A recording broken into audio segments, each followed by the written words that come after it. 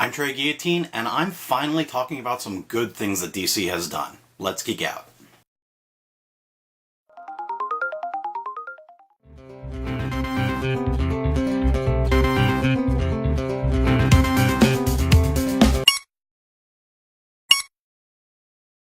February has been a good month for DC in the titles they've put out in their new TV show Powerless and the new Lego movie, Lego Batman movie. Powerless is a workplace comedy based on a division of Wayne Tech that invents devices for ordinary citizens to protect them against the collateral damage of superhero fights. So they've come up with devices that can give them early warning when a supervillain is in the area, or this metal umbrella that protects them from falling debris. The show is very campy, and it makes fun of itself, and it makes fun of DC and their different heroes, and is just a lot of fun to watch. And then Lego Batman, not necessarily in the DC universe, more the Lego movie-verse that they've been creating since the Lego movie, focuses on just one of the characters from the Lego movie, Lego Batman, voiced by Will Arnett. And while it may not be as surprisingly funny as the first Lego movie was, it was a lot of fun to watch.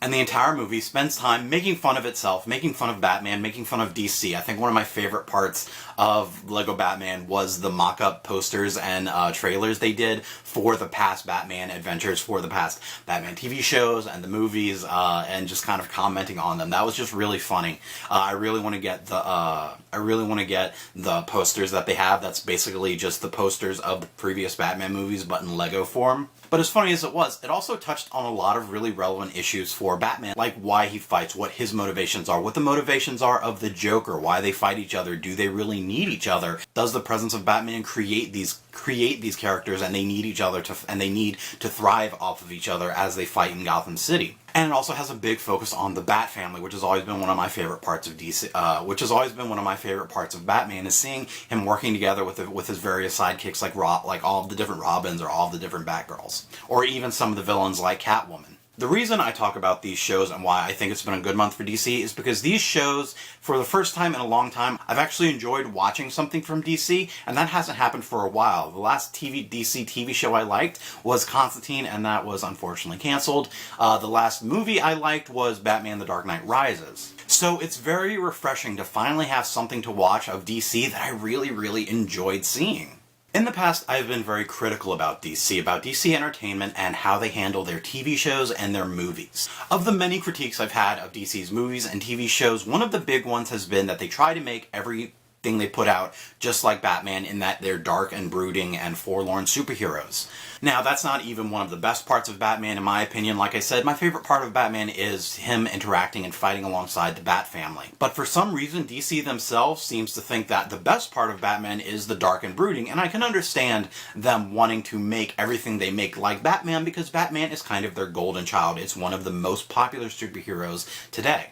But I feel like they're kind of missing out on what makes Batman popular. It's not so much the dark and brooding factor, but the fact of why he's dark and brooding, his motivations, his own inner turmoil, his nightmares about losing his family, his fear of guns, how he balances being Bruce Wayne and Batman, both being a superhero and also trying to be part of this Bat family that's been created around him, how he often kind of distances himself from them because he has a fear of losing them. Again, this is something that was touched on in Lego Batman, and I feel they did Batman better than Batman vs. Superman. Which kind of says a lot when a children's movie about Legos, about Lego Batman, presents Batman in a better way, in a more informed way than Batman vs. Superman coming directly from DC Entertainment. That says a lot about how they're handling their titles. But because Batman is one of the most popular, I feel like they try to make a lot of their heroes now like Batman. With Arrow, they did the same thing. He was very dark and brooding, even though, from what I've seen of the Green Arrow, he's a pretty upbeat, jovial kind of guy.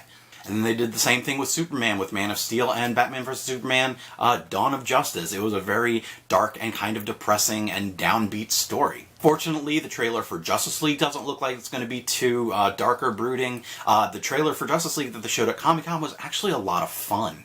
And I'm kind of hoping that they've learned their lesson. And it also has to do with the fact that in the recent months they've also shifted their lead of who's in charge of their movies and TV shows to Jeff Johns, who I believe worked on Flash. And if that's the case, I'm a little hopeful of that, because Flash wasn't one of the titles that they didn't try to make Batman. Yes, it had some drama and some brooding, just a little bit, just a smidge.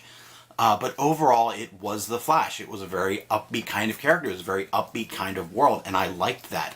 That's not one of the reasons, like, it being dark and depressing isn't one of the reasons that I stopped watching it. I stopped watching because I thought the writing was getting really weak. But I'm willing to go back and give it a second chance. But Powerless and the Lego Batman movie kind of give evidence that DC is at their best when they're not trying to make everything Batman. And it's funny because it was a Lego Batman movie that presented this. But when DC actually has fun with their titles and can actually play around and even make fun of themselves, and I'm not saying that every show that needs to come out needs to be campy and needs to be very meta and then making fun of DC and Batman, but overall these two titles show that DC needs to lighten up. Like I said, not everything needs to be Batman. Not everything needs to be dark. You can have very bright and very uplifting superheroes. And this is something, and I'm not the only one who feels this way. Opinions on this are all over the place about how DC needs to stop trying to make everything Batman, make everything dark and very brooding, and let their characters be their characters. Hopefully, with these two movies, and especially with Geoff Johns now taking over, DC Entertainment does learn to lighten up and, one, have fun with their titles and let them have their own life. Not try to make everything Batman. Let them be their own identity. Whether that identity is very dark and brooding or if it's very lighthearted and fun. It was just very refreshing to watch these two titles, this TV show Powerless and the movie Lego Batman, and actually enjoy something from DC. It's the first time it's happened in a long time, and it was just very refreshing, and hopefully these two titles are evidence that DC is going to start lightening up. What do you think of DC's Powerless and the Lego Batman movie? And do you think DC needs to lighten up, or are you okay with everyone being dark and brooding?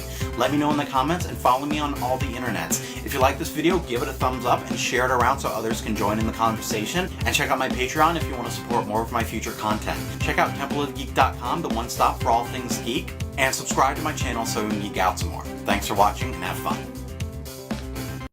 So Captain America, Thor, Hulk...